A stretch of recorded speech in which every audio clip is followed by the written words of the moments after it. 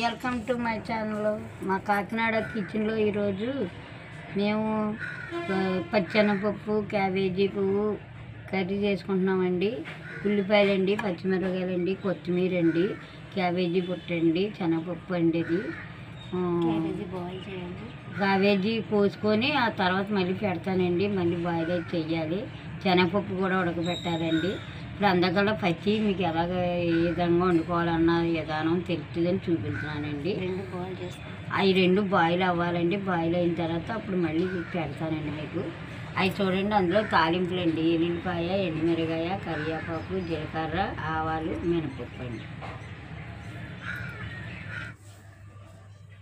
చూడండి, క్యాబేజీ పువ్వులు కోసుకొని మనం ముక్కలు కోసుకొని కడుక్కొని పసుపు వేసి అదే బాయిల్ చేసుకొని పెట్టుకున్నామండి. తర్వాత ఇది కూడా శనగపప్పు కూడా బాయిల్ చేసుకున్నామండి. చూడండి, దింపుకున్నాం. ఇప్పుడు ఉల్లిపాయ ముక్కలు, పచ్చిమిరపకాయ ముక్కలు, కొత్తిమీరేనండి.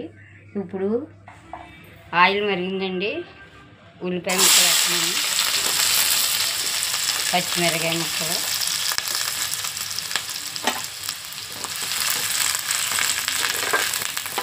అంటే ఉల్లిపాయలు ఇలాగ వేగాయి కాబట్టి ఇప్పుడు బాయిల్ చేసి పెట్టుకున్న క్యాబేజీ తురుగుని ఇందులో వేస్తుంటారు.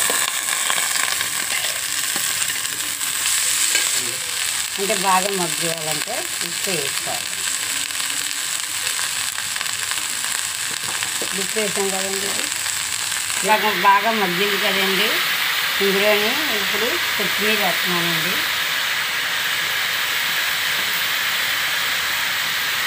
కొత్తిమీర తర్వాత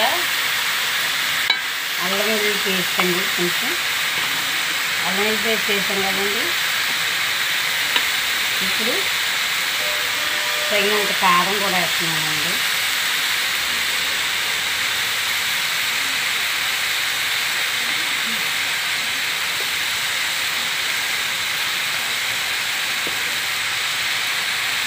కారం వేసాం కదండి. అల్లం వెల్లుల్లి పేస్ట్, కారం, కొత్తిమీర ఇవన్నీ వేసాం కదండి. ఇప్పుడు ఇలా కలుపుకుంటున్నాం కదండి. ఇది బాగా మగ్గిపోయిందండి. ఇప్పుడు శనగపప్పు వేస్తానండి. ఇందులోని బాయిల్ చేసి పెట్టుకున్న శనగపప్పు ఇదండి.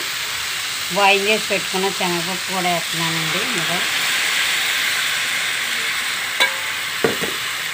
ఇది కూడా వేసి ఇలా కలుపుకున్నాం కదండి. ఇప్పుడు ఇందులో తగినంత వాటర్ వేస్తున్నాను చూడండి.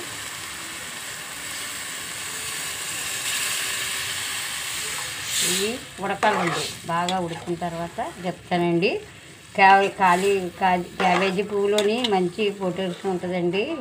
చాలా బాగుంటుందండి, ఒంటికి కూడా మంచి. చూడండి, కర్రీ రెడీ అవుతుందండి. బాగా పేవగా ఉడుకుతుంది. చాలా చాలా బాగుంటుందండి. చాలా రుచిగా ఉంటుంది. చూడండి, ఒక 5 నిమిషాలు పోయిన తర్వాత పెడతాను. చూడండి, ఇందులో కింద పోపులు చూపించాను కదండి. ఇప్పుడు పోపులు వేపి అందులో వేయాలండి.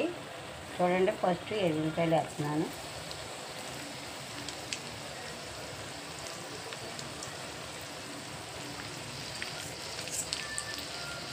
కరివేపాకు అండి. ఇది జీలకర్ర, ఆవాలు అండి. ఇవి ఎండుమిరపకాయలు. ఇప్పుడు ఇలా పెట్టుకోనండి. ఉడికిన దాంట్లో వేసుకోవాలండి. ఇది